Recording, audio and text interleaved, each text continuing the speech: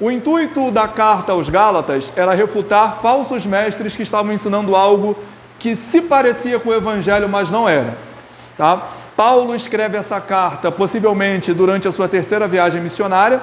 Paulo, ele passa na cidade da Galácia, ou no povoado da Galácia, ali em Atos 16 nós encontramos isso, ele passa a primeira vez, Atos 16, 6, depois você vai para Atos 18, 23, Paulo passa novamente na Galácia, em Atos 16, é quando o Senhor o impede de ir para a Ásia, ele queria ir para a Ásia, e um anjo aparece para Paulo dizendo, olha, vai para Macedônia.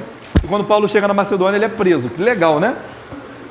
No 18, 23, nós vemos a mesma coisa. Paulo, junto com Silas, passando novamente pela província da Galácia. A província da Galácia é o local hoje que nós conhecemos por Turquia. E no nosso mapa ali, há uma linguagem sociogeográfica que o pessoal chama de Euroásia. Porque é meio Ásia, meio Europa. No geográfico está na Ásia, mas culturalmente tem muita influência europeia. E o mais importante, joga a Eurocopa. Então, é Europa. O Senhor Jesus, o Deus, na pessoa do Espírito Santo, influencia Paulo, e Paulo fica 1 ano e 6 meses naquela cidade. Tá bom? Até aqui você está comigo? Amém. Glória a Deus. Então, vamos elencar 5 pontos para quem quiser fazer uma anotação. Temos um bloquinho aqui, temos um caderno, tudo fresquinho, tem até calendário que você quiser botar em cima da sua geladeira lá. Os intuitos de Paulo ao escrever essa carta. Primeiro, defender o seu ministério, o seu apostolado. Nós vemos isso aqui. Paulo, ele começa, a gente vai ler daqui a pouco, preciso fazer um briefing para que vocês entendam e a gente entre no texto já sabendo o seu contexto. Estava conversando com a galera ontem, com o pessoal ontem, e eu falei para eles o exemplo de Isaías 41:6. É um dos versículos que eu mais gosto, que é, um ao outro ajudou, e o seu companheiro disse... Eu falei, de que está falando esse versículo? Acho que é de união, de amizade, de companheirismo. Eu falei, não, está falando de se rebelar contra Deus. Então, quando a gente não conhece o contexto, pode ser que a gente interprete fora do seu sentido original. E a Bíblia só diz aquilo que ela quer dizer.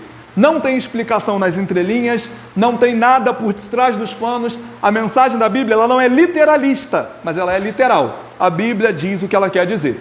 Em qual sentido ela não é literalista? Porque parábola é parábola. Então a gente vai interpretar como uma parábola. Crônica é crônica, poesia é poesia. Então nós vamos interpretar de forma literal. Então, a primeira coisa que Paulo visa no começo do livro de Gálatas é defender o seu apostolado. Porque Paulo falou assim, eu, Paulo, apóstolo escolhido por Cristo e não pelos homens. Então Paulo condena o apostolado que é manifesto por escolha humana. Então, se Jesus não apareceu para o cara do chapéu, ele não é apóstolo. Porque apóstolo não é elencado por vontade humana. Apóstolo é escolhido pelo próprio Cristo. Como diria um amigo meu, ô Bruno, apóstolo bom é apóstolo morto. Se está vivo, não presta. No ano de 2007, no Brasil, existiam 3 apóstolos. Agora existem mais de 10 mil no Brasil. Você vê que esse negócio está meio doido, né?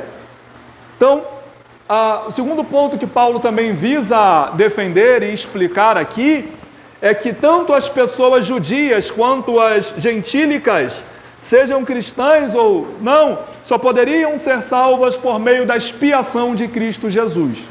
Não há outro meio de salvação. Bom, a única obra que nos salva é a obra que Cristo fez na cruz do Calvário, quando ele levou sobre si a ira de Deus. Terceiro ponto, Paulo visa explicar, e ali a gente vê no capítulo 3, no verso 24, fica bem claro, o papel da lei mosaica, o papel da lei. Qual é o papel da lei? Ela serviu como um aio, como um condutor, uma linguagem mais clara, como uma babá, para nos mostrar, olha, você precisa de um Salvador. Se a lei não te mostrasse o que é pecado, você não saberia o que é pecado. Você só sabe o que é pecado porque a lei te mostra. E aí, Enzo, responda-me uma pergunta, por gentileza.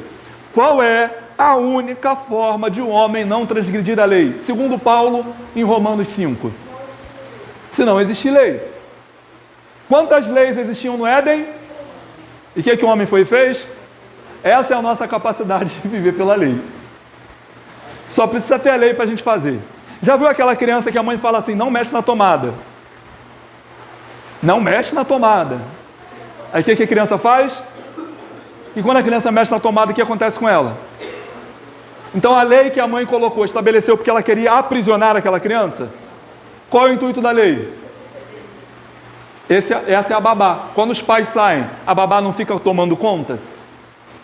É o condutor, é o aio. Esse é o papel da lei. Mas ela não tem capacidade de salvar a gente, não. Se você querer ser salvo pela prática da lei, desculpe, você não vai conseguir. Então, Paulo também fala, já caminhando para o final desse livro, dessa carta, sobre a distinção da antiga aliança e da nova aliança. Vocês lembram, eu expliquei aqui quando a gente estava estudando a carta aos Hebreus, o que no texto original, na Bíblia original, no lugar de Novo Testamento, como nós conhecemos, né? Antigo Testamento e Novo Testamento. O Antigo Testamento ele é chamado de Tanakh, Torá, Ketuvim, Nevim, Lei, Escritos e Profetas. E o Novo Testamento, qual que é o nome? Oi, alguém falou? Nova Aliança. Quem foi que falou primeiro? Nova Aliança. Nova aliança estabelecida em Cristo. Esses dias eu ia falar igual o velho, eu estava na internet. Estava no Instagram e eu vi uma blusa que me deu vontade de comprar. Não comprei porque tem um bebê a caminho, vou ficar gastando dinheiro com bobagem. Mas era assim, aliancista, pós-tribulacionista, amilenista e tinha uma outra palavra que eu esqueci. Eu falei, cara, essa blusa é minha cara. Só que eu não vou gastar dinheiro com bobagem não. Não comprei do Vasco, vou comprar essa. E por último, a gente vê lá no capítulo 5, Paulo convidando e ensinando aos Gálatas o que é viver pelo Espírito. Nós falávamos aqui na segunda-feira, e eu perguntei para eles, olha, quando você lê assim, João Batista disse que nós devemos produzir frutos dignos de arrependimento, ou que demonstrem o nosso arrependimento. E Paulo, quando vai falar da ação do Espírito, fala assim, as obras da carne são essas, porfia, inimizade, ira, cólera, mágoa, imoralidade sexual, Quando ele chega no fruto do Espírito, ele fala, mas o fruto do Espírito é amor, paz, alegria, fidelidade, benignidade, bondade, temperança, enfim. Quando você lê a palavra fruto, o que você entende?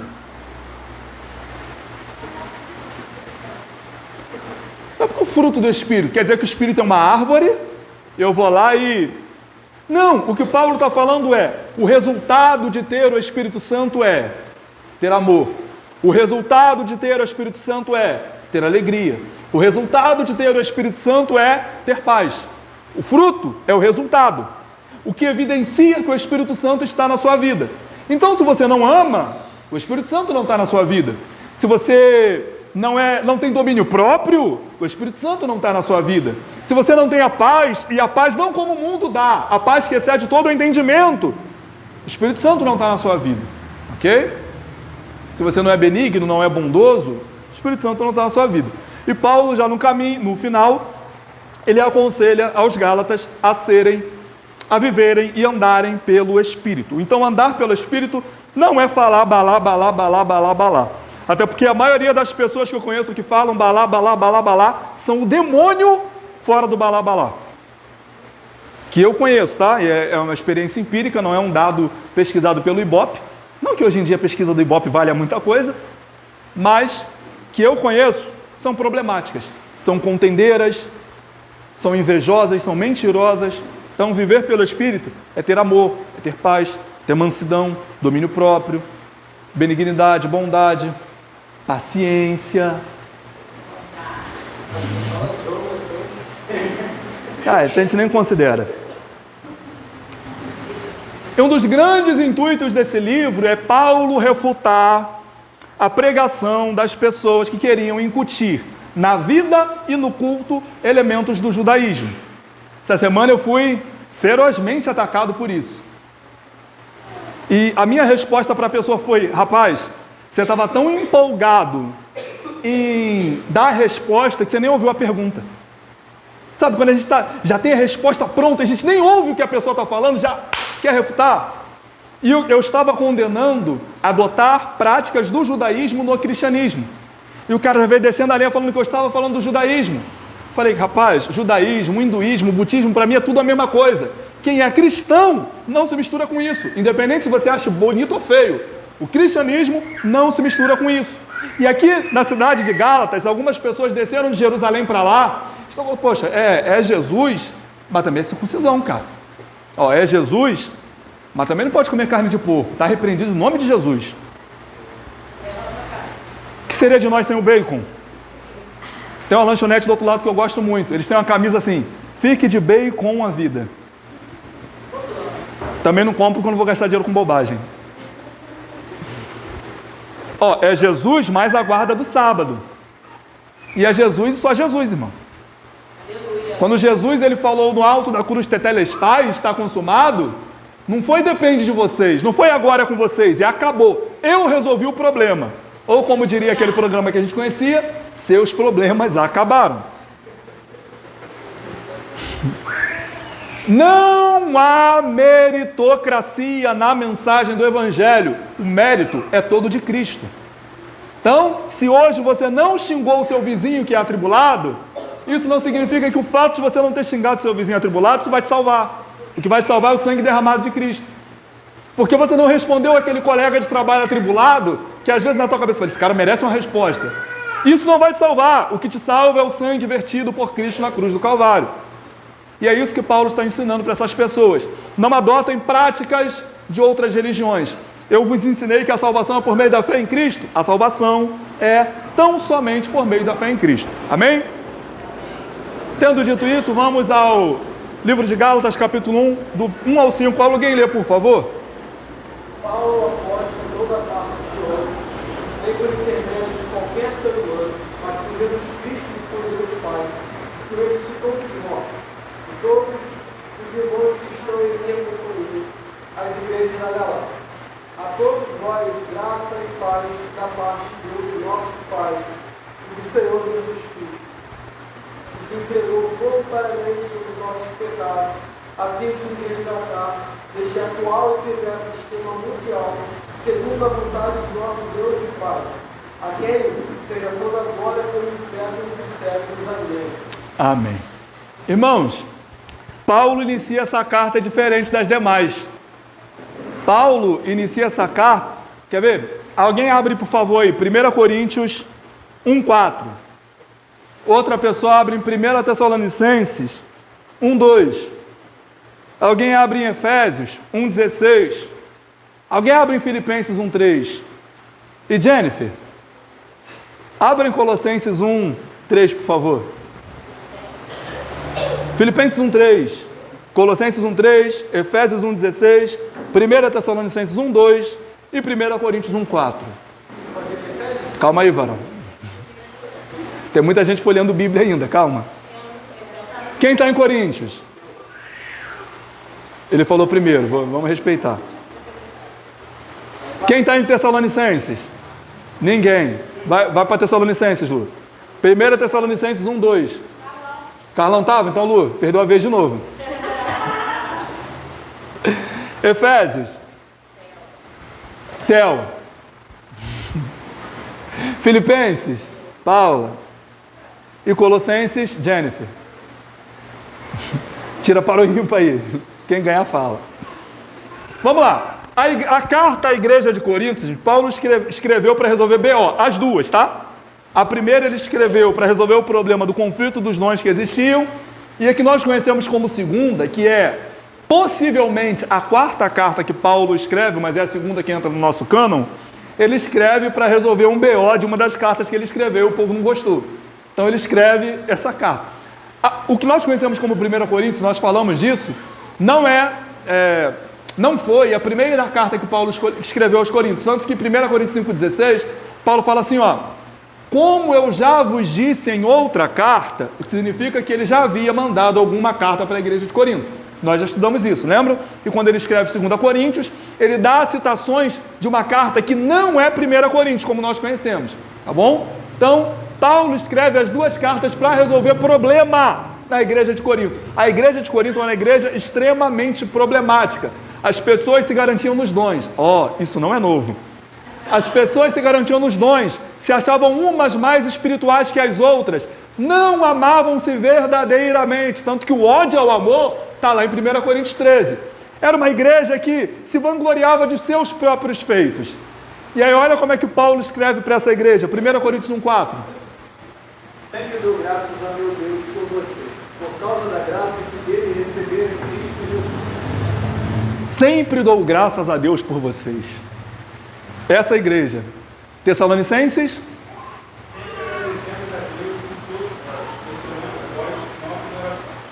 A carta aos Tessalonicenses, Paulo escreve para resolver a treta da volta de Jesus. Algumas pessoas estavam na cidade de Tessalônica, é claro que Paulo sempre aproveitava para ensinar o Evangelho, mas algumas pessoas estavam na cidade de Tessalônica dizendo que Jesus já tinha voltado.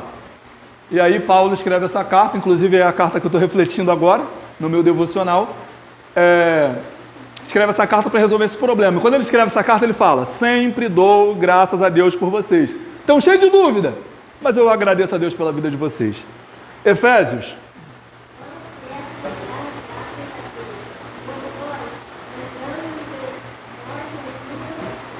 Paulo, essa introdução ali no livro de Efésios é tão grande, que Efésios é conhecido como a carta da alegria. É uma mensagem que Paulo está tão feliz que ele está, os primeiros 20 versículos, só saudando a igreja. Sabe? Imagina, irmão, ficar aqui 20 minutos só te saudando. Paulo está saudando a igreja, ele está um tempão gastando. Tem uma coisa que eu fico incomodado, é quando eu estou na igreja, isso não acontece mais, que eu quase não... Enfim.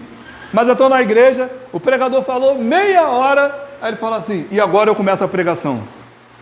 Irmão, já estou te ouvindo há meia hora. É bom que você pregue em 5 minutos agora.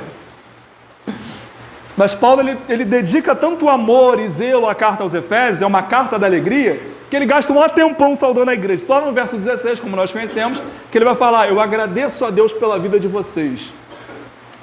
Filipenses 1:3.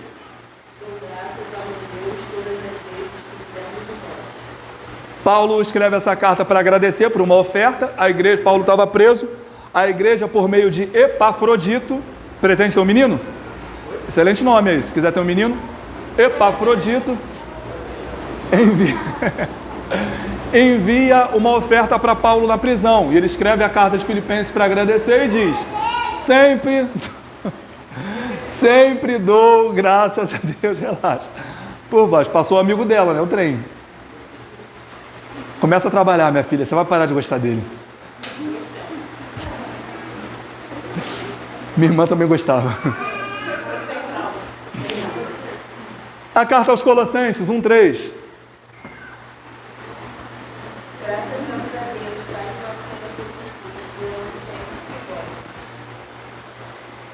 Novamente, graças damos. Mas para os Gálatas ele não fala isso. Repara que nós lemos todas as cartas, com exceção de Romanos, né, que a gente não leu Romanos, mas as cartas, que também em Romanos, Paulo começa com o pé na porta. As cartas que nós lemos aqui de Paulo, Paulo cita: olha, eu dou graças a Deus para Corinto, que é uma igreja problemática, dou graças a Deus pela vida de vocês. Mas para os Gálatas não. Por quê?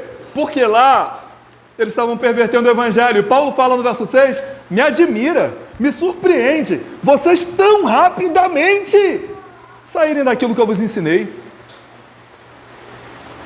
A chateação de Paulo é tão grande com aquela igreja, que ele nem gasta muito tempo saudando, não. Fala: eu sou Paulo, eu sou apóstolo escolhido por Cristo, não pelos homens. E aí tem a mesma conotação que Paulo usa lá em 2 Coríntios 11, verso 5, eu amo esse versículo, quando Paulo fala: olha, eu não sou como esses super apóstolos. E Paulo está sendo irônico aí. Esses caras são melhores do que todo mundo. Só que Paulo fala que esse grupo aí de apóstolos, não está falando de Pedro, de João, não. Eram homens que se autonomearam apóstolos e se achavam no direito de passar ditames, regras para o povo. E Paulo está falando: gente, fica com o evangelho que eu ensinei. A revolta de Paulo da perversão do evangelho é tão grande que ele nem saúda a igreja de Gálatas. Já começa: sou eu, Paulo, Jesus me escolheu, e o negócio é o seguinte. Já viram aquela profecia, aquela profetisa da gíria? Que o papo é reto. Paulo também é assim, com papo reto.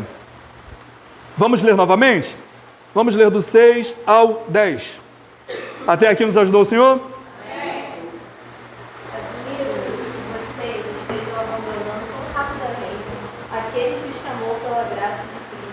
Para seguirem outro evangelho, que na realidade não é o evangelho. O que ocorre é que algumas pessoas os estão perturbando, querendo reverter o evangelho de Cristo.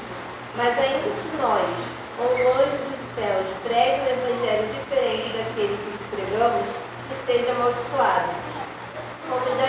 Como já dissemos, agora repito: se alguém lhes anuncia um evangelho diferente daquele que já receberam, que seja amaldiçoado.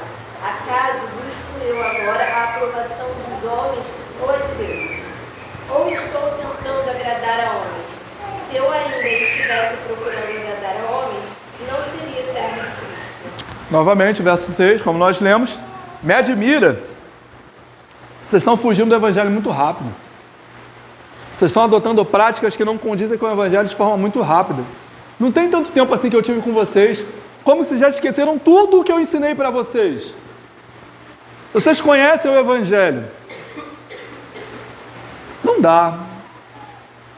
O livro de Efésios, no capítulo 4, 14 e 15, Paulo fala que não convém que nós sejamos como crianças, levados por qualquer vento de doutrina. Nós temos Bíblia. A gente não pode se deixar levar por qualquer coisa. E talvez não seja confortável para a gente, mas eu não falo como quem se sente melhor do que ninguém, tá? Não, eu conheço os meus pecados. C.S. Lewis disse que se você não se considera o pior pecador que você conhece, você precisa se conhecer melhor. Mas eu me sinto muito tranquilo de falar em quais locais não se prega o evangelho. No coraçãozinho vermelho com a pombinha branca, tem evangelho ali. Nessas seitas neopentecostais, não tem evangelho ali. Não é o evangelho de Cristo. E como que agora a gente, conhecendo o evangelho de Cristo, vai se submeter a essas coisas? É pastor fazendo trono e se tronando, é outro se vestindo de sacerdote, é campanha das 7 cabeçadas na cruz, coisas que nada tem a ver com o evangelho. É o pai espiritual. Essas coisas não têm associação com o evangelho. Então eu falo tranquilamente, não é evangelho. Lute com a Bíblia. A gente não pode ser levado por qualquer vento de doutrina. As pessoas lançam novos fundamentos e Paulo condena isso na carta aos Colossenses. Não existe outro fundamento. Romanos, né? Romanos 10 também, ele fala isso. Não existe um novo fundamento. O fundamento já está aí, pô. E é Cristo. Já ensinei isso para vocês. E agora o cara faz lá a campanha do óleo de Israel a R$1.000 e as pessoas pagam. E isso não tem associação nenhuma com o evangelho. Aí faz a campanha da vassoura. Eu já vi a campanha da vassoura. Parecia Halloween. Caneta para o Enem no lugar de estudar. Sabonete com cheirinho de Jesus. Tijolinho da sua casa no céu. E por aí vai. Oi? A folha que bota a mão com óleo. R$1.000. 12 pessoas com R$1.000. Isso não é evangelho, irmão. Eu acabei de ensinar e vocês já se deixaram levar. É por isso que eu ouço de alguns irmãos aqui: eu fui numa igreja, mas não consegui ficar, não. Eu sei. Que eu nem vou mais. Tem muita igreja, muito local que eu nem vou mais. Nós fomos a um local, eu fui com os jovens, nós fomos pregar. E teve um jovem, irmão, que eu tive que ficar catucando o jovem o culto todo. Eu não vou olhar para ele, não, nem falar que ele está de camisa vermelha, para não ficar uma coisa meio constrangedora. Mas toda hora que alguém falava uma besteira, ele queria rir alto, fazer comentário. Fica quieto. Fica quieto. Quando você conhece o evangelho, você não aceita qualquer coisa. Se você aceita qualquer coisa, você está igual a igreja de Gálatas, que aprendeu o evangelho, mas está sendo levado por vento de doutrina. Tão facilmente está se deixando escapar do evangelho que você aprendeu. Que o reino de Deus não é casa, não é comida, não é bebida. E como Paulo disse aos Romanos no seu primeiro capítulo: eu não me envergonho do evangelho, porque é poder de Deus, não para enriquecimento, não para a saúde, mas para salvação. Qualquer promessa do evangelho que não seja salvação é uma promessa mentirosa. É um fundamento estabelecido por homens e não por Deus. E aí Paulo fala do 7 ao 9, qualquer um, gente, que aparecer pregando, não o evangelho, que não é o evangelho, diferente desse que eu vos tenho ensinado, seja considerado maldito. Anátema na versão mais convencional. E aí, a gente passa pano.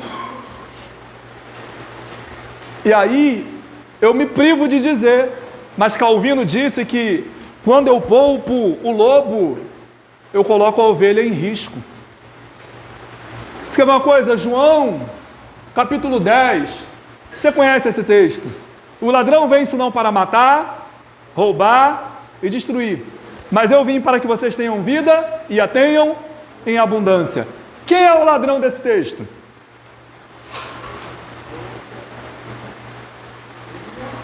Quem é o ladrão desse texto? Vou te ajudar. O ladrão desse texto é o falso mestre. Só que eu tenho certeza que você ouviu que o ladrão é o diabo. O diabo é o lobo que aparece depois. Quando o ladrão vê vir o lobo, ele foge, porque ele não tem compromisso com as ovelhas. Ele só queria roubar as ovelhas. E a gente passa a vida toda chamando o diabo de ladrão. Não que ele não seja também. Mas nesse texto Jesus não está falando dele não. Jesus está falando dos falsos mestres. Que só tem a intenção de usurpar as ovelhas. Está ensinando o evangelho. Vocês já ouviram uma frase? Não, é porque a palavra de Deus se renova a cada manhã.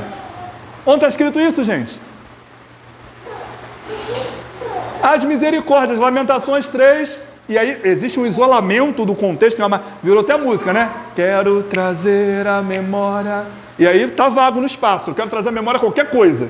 Que o Vasco em 98 foi campeão da Libertadores.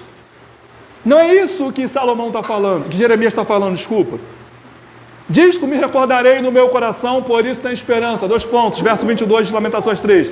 Que as misericórdias do Senhor são a causa de nós não sermos consumidos. Grandes são as suas misericórdias e se renovam a cada manhã.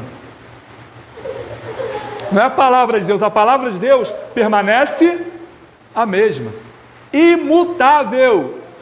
E ao contrário do que ensina Ed Renekiewicz, inerrante. A palavra de Deus é perfeita.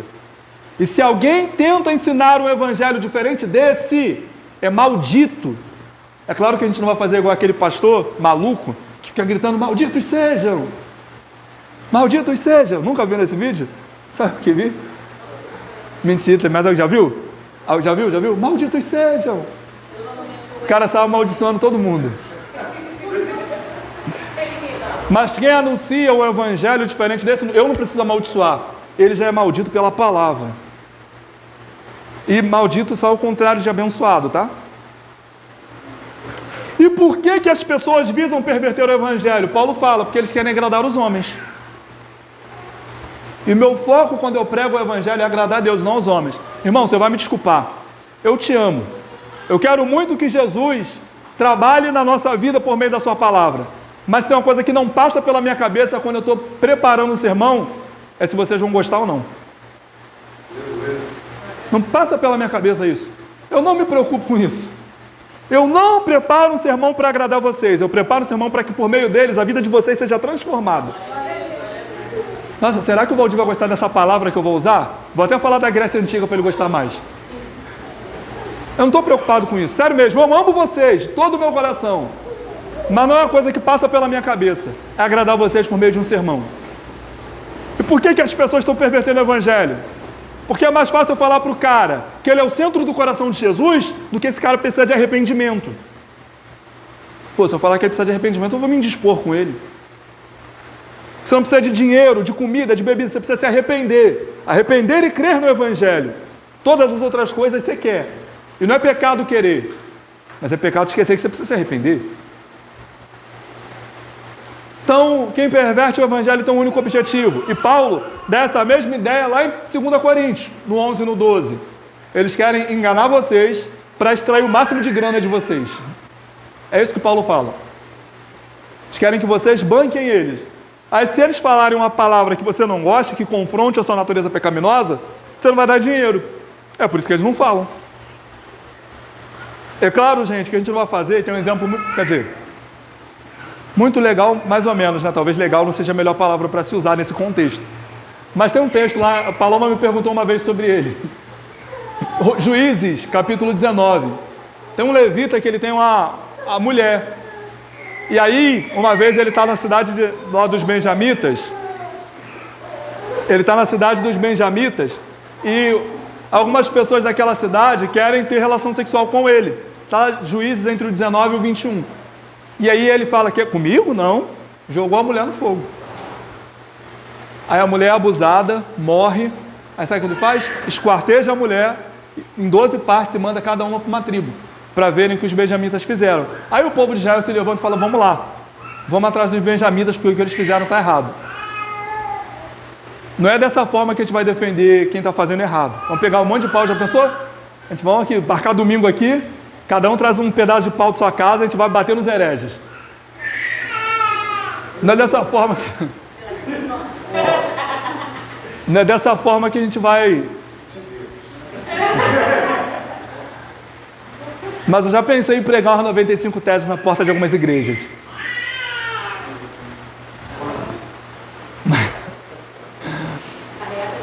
A gente não vai bater em ninguém, irmão. O que a gente não pode ser é condescendente, complacente.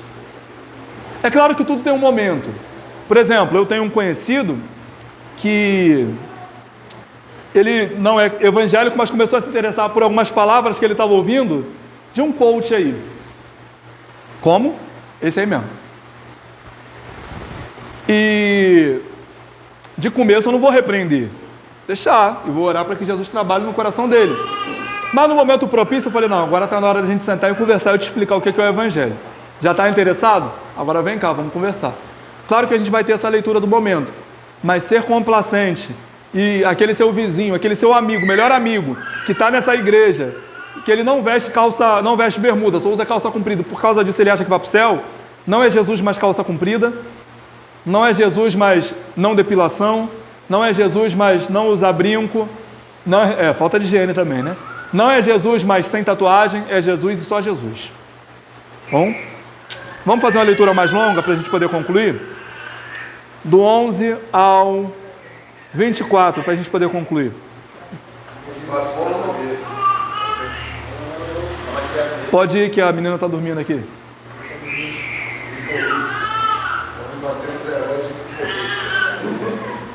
Mas fácil de saber, irmão, que o evangelho que por mim foi anunciado não é segundo os homens, porque não recebi nem aprendi de homem algum pela revelação de Jesus Cristo. Já ouvistes qual foi antigamente a minha conduta no judaísmo, como sobremaneira persegui a igreja de Deus e assolava. Na minha nação excedia no judaísmo a muitos da minha idade, sendo extremamente zeloso das tradições de meus pais. Mas quando aprove a Deus, desde o ventre de minha mãe, me separou e me chamou pela sua graça, revelar seu filho em mim, para que pregasse para os gentios, imediatamente não consultei a carne nem o sangue, nem tornei a Jerusalém, até porque já antes de mim eram apóstolos, mas parti para a Arábia e voltei outra vez a Damasco.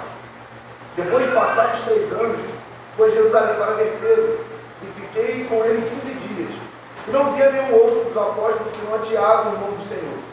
Ora, acerca do que vos escrevo, eis que diante de Deus testifico que não minto. Depois fui para as partes da Síria e da Cilícia, e não era conhecido de vista das igrejas da Judéia, que estavam em Cristo, mas somente tinha ouvido dizer, aquele que já nos perseguiu, anuncia agora até que antes descrevia, e glorificavam a Deus a respeito de mim. Amém. Então, Paulo inicia esse bloco que nós lemos falando, olha, o evangelho que eu recebi não é segundo homens. E aí, isso tem que levar a gente a pensar em algumas coisas. Vou te fazer algumas perguntas. Por que que as pessoas acreditam em demônio territorial? Não, aqui nessa rua aqui tem um tranca-rua. Ou o pessoal quando passa naquelas obras da encruzilhada das religiões de matriz afro, pede licença. Dá licença. Por que que as pessoas creem em demônio territorial?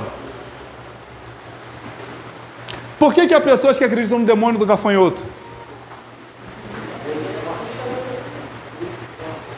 Tá. Por que que as pessoas acreditam que o dom de línguas é testificação do batismo no Espírito Santo? Paulo fala, o evangelho que eu vos ensino, não recebi de homens. E todas essas coisas que eu te perguntei, são ensinamentos de homens. Paulo fala, o evangelho que eu vos ensino eu recebi do próprio Cristo. Cristo encontra com Paulo no caminho de Damasco. Não tinha cavalo na história. Paulo cai ao chão. Paulo vai para a casa de Simão, se eu não estou enganado é o nome. Ananias vai lá orar por Paulo. Paulo é curado de sua cegueira instantaneamente. Paulo, depois desse acontecimento, vai para a Arábia. Fica 3 anos lá e aprende do Senhor o evangelho que ele deveria pregar. É isso que Paulo está ensinando aqui. O evangelho que vocês estão recebendo agora é segundo os homens, mas vocês deveriam ficar com o evangelho do Senhor. A pergunta que nós devemos fazer quando ouvimos qualquer coisa diferente é: onde está escrito? Não existe mensagem subliminar na Bíblia. Isso aqui eu tenho que ler as entrelinhas, esquece isso. A Bíblia diz o que ela quer dizer. E o texto é claro. Estava conversando ontem com o pessoal, estava falando de Apocalipse. O pessoal tem medo ainda de Apocalipse, né? Estava conversando com a turma que tem medo de Apocalipse. Tem uma série lá da igreja, vai lá no YouTube e assiste. Você vai perder o medo da besta que sobe do mar. E a besta que sobe da terra não é aquele seu colega burro. Mas vá e assista o estudo de Apocalipse para você poder entender. Eu brinco com vocês, gente, mas quando a gente para pensar, tem muita coisa fundada por homens e que as pessoas seguem. Muita coisa. Tem muita gente que fala assim, muito pastor, muito líder que fala assim, não, porque para estar na minha igreja tem que estar na minha visão. Que visão, irmão? Irmão, eu já não estou conseguindo mais ler a letra da minha Bíblia. Tem que comprar aquela com letras garrafais. Tem uma Bíblia escrita assim, com letras garrafais, na capa. Se você for ficar na minha visão, você vai ficar míope. Está na igreja para seguir a Bíblia, irmão, não a visão humana. Não é o homem que nos instrui, é a Bíblia que nos instrui por meio do homem. Eu não lidero pelo exemplo, eu lidero pelo exemplo de Cristo. Cristo é o nosso modelo e eu encontro sobre ele na palavra. Ou eu tenho um compromisso com o Evangelho de Deus, ou eu vou ser levado a qualquer evento de doutrina.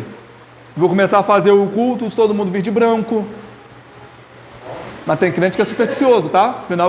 Virada do ano, só branco. Se botar uma camisa preta, vai ter luto.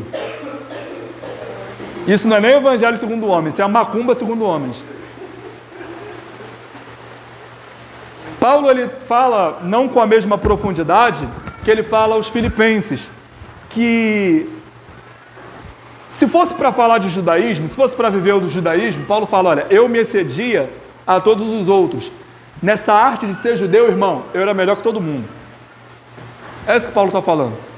Paulo era um rabi promissor, cresceu aos pés de Gamaliel, sabia muito. A prova disso é que nenhum escrito no Antigo Testamento é tão rico em citações do Antigo Testamento quanto Paulo. Os escritos de Paulo são ricos em citações do Antigo Testamento. É claro que pregador, não, Paulo escreveu, quanto pregador, ninguém citou mais o Antigo Testamento que Cristo, mas quanto escritor, ninguém escreveu mais sobre o Antigo Testamento que Paulo. E Paulo tinha umas cartadas pontuais ali. Ah, a salvação, a justificação é por meio da fé. Toma, Abraão. Creu Abraão no Senhor e isso lhe foi imputado como justiça. Ah, falar sobre casamento, como está escrito, deixará o homem, seu pai e a sua mãe iniciar a uma mulher e ambos serão uma só carne. Paulo vai só usando o Antigo Testamento, mas como está escrito, as coisas que o olho não viu, que o ouvido não ouviu, não subiu ao coração do homem. E esse versículo também é bom para isolar, né? Tu arranca assim, tá vendo? As coisas que Deus tem pra gente é surpresa. Você vai chegar na sua casa e Deus vai estar assim, tcharam, vai acender a luz, porque as coisas que o olho não viu. Só que a continuação, o verso 10, Paulo fala assim, mas ele nos revelou. Era segredo, mas agora foi revelado. E isso é Cristo. E aí, no capítulo 2, a gente não vai explorar muito isso agora, mas Paulo, ele fala do concílio de Jerusalém, está lá em Atos 15. O professor do capítulo 2 vai explorar mais essa ideia do encontro de Pedro com Paulo e com os demais apóstolos, que não lhe acrescentaram em nada, não alteraram a pregação de Paulo em nada. Pediram para que Paulo continuasse pregando aos judeus, aos gentios, assim como Pedro pregava aos judeus. Reconheceram o ministério de Paulo. E Paulo está escrevendo para umas pessoas que tinham recebido um povo de Jerusalém e estavam começando a acreditar que o que Paulo pregava não estava com nada e que quem via de Jerusalém mesmo que era bom. Pô, não acredita em Paulo não, pô. Paulo não é de Jerusalém, pô. Ele é de Tarso. Jerusalém que é bom. É por isso que até hoje o nego paga R$1.000 na areia de Jerusalém. Jerusalém é terra santa. Santo tem que ser você, irmão. Jerusalém tem nada de santo. Bandeira de Israel no culto, irmão. Misericórdia. Israel é só um país, gente. Eu sou meio sonho americano. Se fosse botar uma bandeira, eu botar dos Estados Unidos.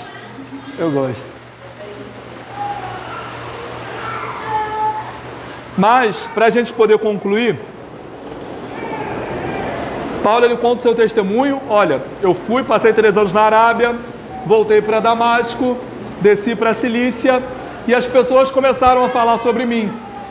E quando as pessoas souberam bem, esse era aquele que perseguia os cristãos e agora ele é um de nós. As pessoas começaram a glorificar a Deus por causa da vida porque as pessoas conheciam quem o Paulo era. E agora as pessoas estão sabendo quem o Paulo é. E isso está fazendo com que as pessoas glorifiquem a Deus. Esse é o testemunho verdadeiro do cristão. Não é mérito nosso.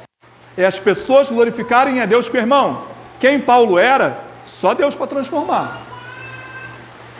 Paulo consentia, segundo as suas próprias palavras, na morte dos cristãos. O Sinédrio votava e o voto de Paulo era positivo. Vai lá, mata mesmo. Na morte de Estevão, lá em Atos capítulo 7, jogam a capa de Estevão, porque apedrejaram Estevão nu, que não era só para matar, era para humilhar também. Jogam a capa de Estevão aos pés de Paulo. E Paulo, como um proeminente líder, tinha o poder de falar assim, ó, parou. Não, vamos lá, desce a lenha mesmo. É por isso que a gente não pode julgar ninguém pelo que a pessoa fez no passado, sabe? Não, o pastor Pedro não é melhor que o pastor Paulo. Os dois foram escolhidos por Deus, independente do passado de cada um, independente do que cada um tenha feito. Porque agora Paulo é uma pessoa completamente diferente e as pessoas davam glória a Deus por causa de Paulo. Por quê? Porque Paulo foi transformado. A única forma das pessoas glorificarem a Deus pela sua vida é se você apresentar transformação. Caso contrário, as pessoas vão dar mau testemunho sobre você. E é crente, hein? Faz isso e é crente, hein? Imagina se não fosse. Tem gente que se orgulha da sua natureza pecaminosa. Nós devemos continuar lutando contra a nossa natureza pecaminosa. Lutar contra as nossas inclinações, as nossas vontades que não agradam a Deus. E se você ainda não tiver passado por essa transformação, olha, fala, Deus, me leva para o caminho de Damasco e me faz cair do cavalo. Não tinha cavalo na história, mas de repente, Senhor, eu ainda estou cego, levanta Ananias para orar por mim, eu preciso ser transformado. Ser cristão, irmão, é não ser a mesma pessoa que você era.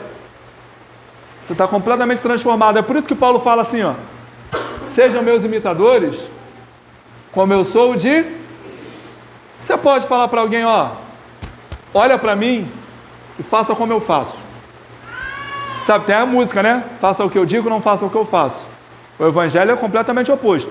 Faça o que eu digo e principalmente o que eu faço. Você pode reproduzir, os seus filhos, por exemplo, podem reproduzir as suas ações? Seu cônjuge pode reproduzir as suas ações? Seus colegas de trabalho podem reproduzir as suas ações? E dessa forma o nome do Senhor vai ser glorificado? Ou a sua vida gera vergonha para o evangelho? Porque as pessoas estavam dando glória a Deus e a gente está falando de um Paulo que consentia com assassinato. De um Paulo que dava ordem para encarcerar cristão. E agora os próprios cristãos falam assim, glória a Deus, irmão Paulinho está diferente. Está mudado. Agora ele não usa mais bermuda, agora é só terno. Essa parte é brincadeira. Isso é piada, piada. Não é sério. Agora mesmo que vai usar uma bermuda ligada. Agora ele está liberto. Todo espírito de cabelo encravado na perna cai por terra. Os evangelhos é isso aqui, gente. O evangelho é transformação. Nós precisamos ser transformados. Até aqui nos ajudou o Senhor? Alguma dúvida? Algo a acrescentar?